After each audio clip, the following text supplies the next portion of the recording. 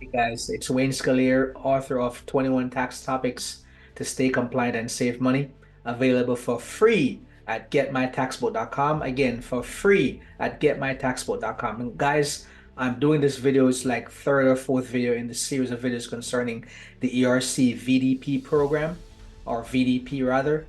P stands for program. So I'm gonna walk you through the SS10 that's required if you had activity or the credit was issued to you for the 2020 tax year. And I'm also gonna talk to you about Form 15434, which is the main form that you need to submit. And I'm gonna briefly touch on the publication 1035. That's basically extending the tax assessment period.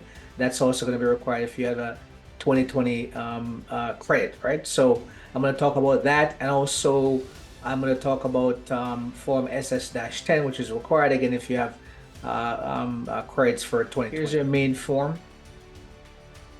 This is the 15434.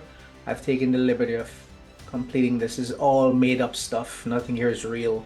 I totally fabricated this one just for illustration purposes, just to give a sense of what the form looks like and what needs to be done, okay? I'm not recommending that you do this form on your own, to be honest with you. I really would prefer you hire a professional to get this done for you, because there are elements of this that you need to have professional advice around just to make sure you're doing the right thing, okay? What's in your best interest? Because if you go by just dealing with the IRS, sometimes, you can get yourself in a pickle there. All right, so this is Form 15434, application for employment retention credit, ERC Voluntary Disclosure Program. And as you can see, a lot of basic information: the name of the taxpayer, usually a company, could have been an LLC as well. I made it a company here, an INC. And then here's your EIN, okay? EIN for the company, not the social security number. You have to put the EIN here, not the social security number, okay? And then name and street address, obviously George A. Jetson, 2182 Jetson Lane, Brooklyn, New York. So it's, again, all made up. You can tell how old I am, right? George A. Jetson. Uh, so, um, and also here's a phone. You have to put phone number, email, that stuff. And then if you're a third party, if you're a third party preparing the payroll for someone, for a client, then your information will go here. Yeah, there are third party payroll providers out there that they do everything for the taxpayer. They're responsible for preparing the forms, submitting everything to the IRS, the 941s, the payroll forms. They're responsible for making payment on behalf of the client. So basically, if that were the case, their information would go here. I'm obviously skipping that. I don't want to go through that process right now, so I'm skipping that, okay? And then I'm gonna put myself as a power of attorney, Form 2840. Again, I'm highly recommend that for people who need to do this, that they speak to a professional, okay? All right, so here we go. And this is the meat and potatoes of it now. Information regarding the receipt of the funds that you got through those credits. You need to put the form number. This is a drop down. I printed this to PDF so you won't see that, but there's a drop down here. It could have been a 941X. It could have been a number of different forms that would have it resulted in you getting a credit. Okay, whether it's non-refundable or refundable. So here we're making this one non-refundable for June 2020, $5,000 refundable, and you can see this. I'm not gonna spell this out for you. You can see it in black and white. Some instances there is no non-refundable credit. In other instances there were, and same for the refundable portion of the credit. Okay, and again, these numbers are totally fabricated. Again, I know that for 2020 the maximum per employee was 5,000. For 2021 the maximum per employee was $7,000. I'm not necessarily following that, those criteria. I just threw numbers in here because I want to give you a flavor of what the form looks like. Okay, so don't go doing the math and saying, hey, when you're wrong in the math. Okay, so all right, so anyway, this is the total here, and this is the reduction I spoke about in my previous video. Even if you haven't had a chance to watch those videos, definitely go check them out on YouTube, Facebook, LinkedIn, Instagram, and TikTok. Okay, so I've done a couple of videos on this already, about 3 already that I've touched on the ERC VDP, so you can go watch those videos to learn more about the reduction. So essentially they give a 20% reduction. This portion here, this reduced amount, is not going to be taxed. Okay, it's not going to be taxed. It's going to be basically tax free, which is good. I mean, good for you, right? That's just to get to keep some of that money, even though you probably shouldn't have gotten it in the first place. So it's going to be non-taxable to you, and you're going to only going to be responsible for making payment on this portion, the estimated amount due. This does not include interest and penalties, but this is, in this particular example, 86,400. That's what's going to be required to be paid back. And if you can't pay it in full, you can request a payment plan installment agreement. And if you need help with that, definitely reach out to me. Okay.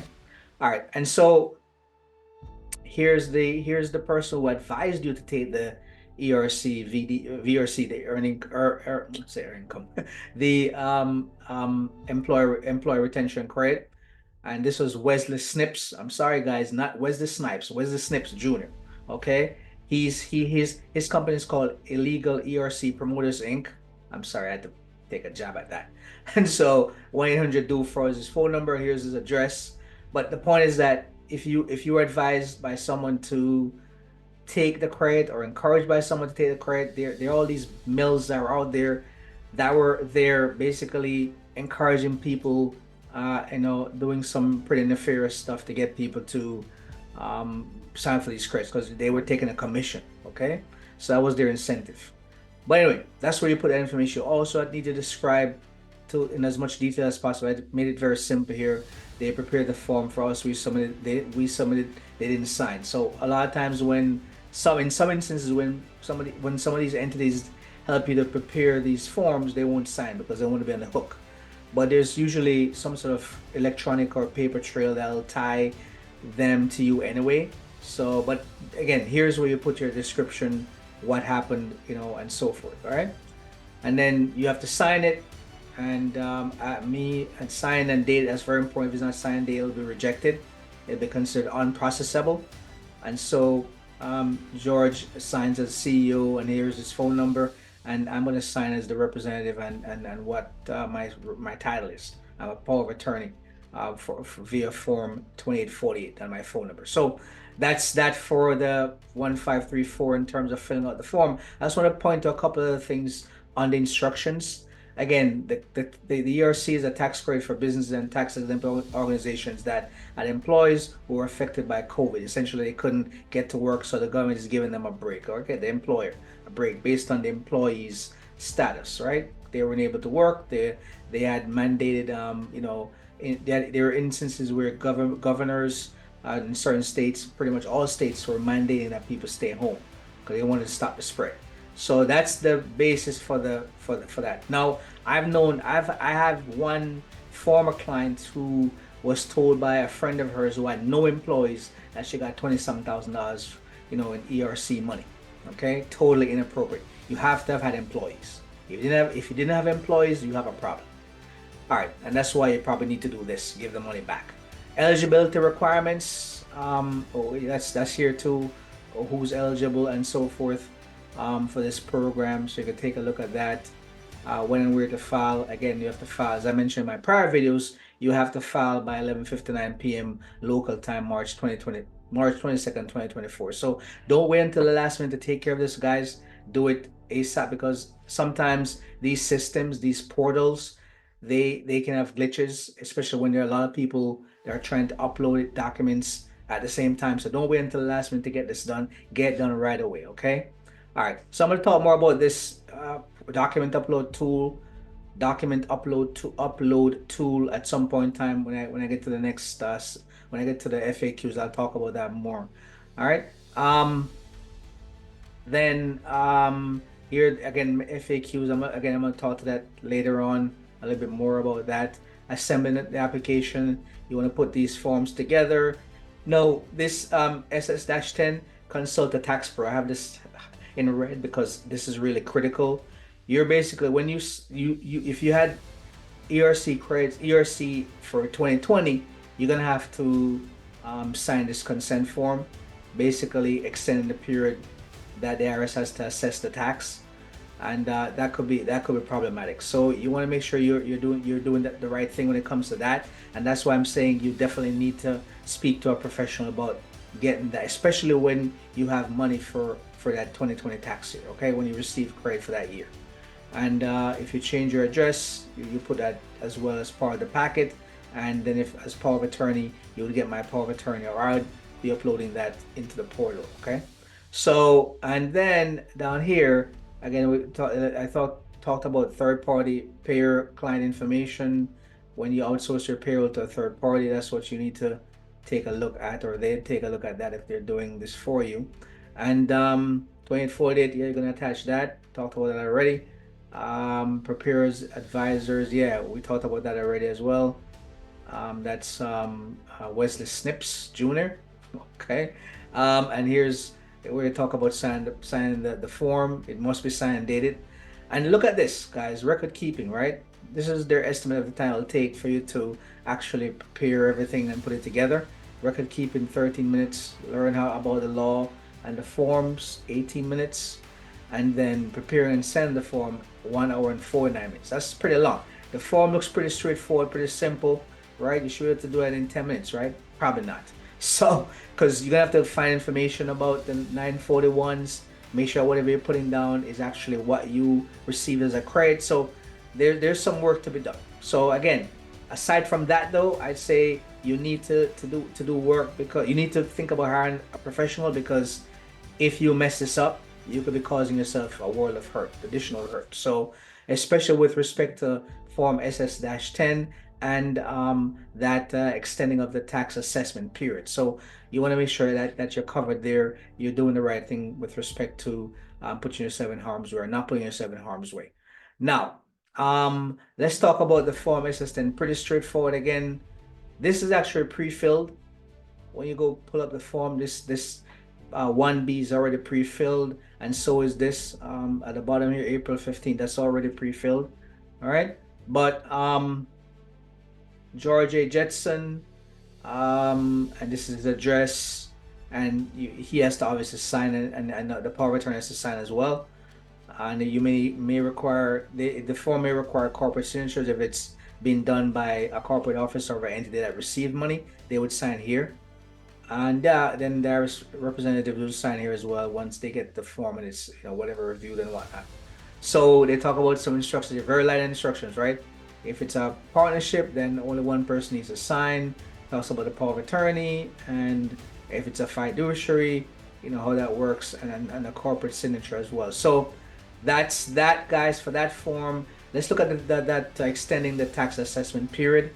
Now, on this one, I wanted to point your attention to, well, number one, the service examiners will request an extension period no longer than is necessary to complete the examination. So that's going to be key, right? I mean, do you want to have this stuff sit in limbo for God knows how long? You have an option, right, to consent. You can do a fixed date or an open-ended consent, okay? And you can actually, refuse to consent at all. So, and then they could assess you a whole bunch of money and whatever they feel they want to assess you. So you're between a rock and a hard place, essentially. So here are your options: sign an unconditional consent, fixed or open date. And so open date doesn't limit the time they could spend examining your records there with respect to that credit.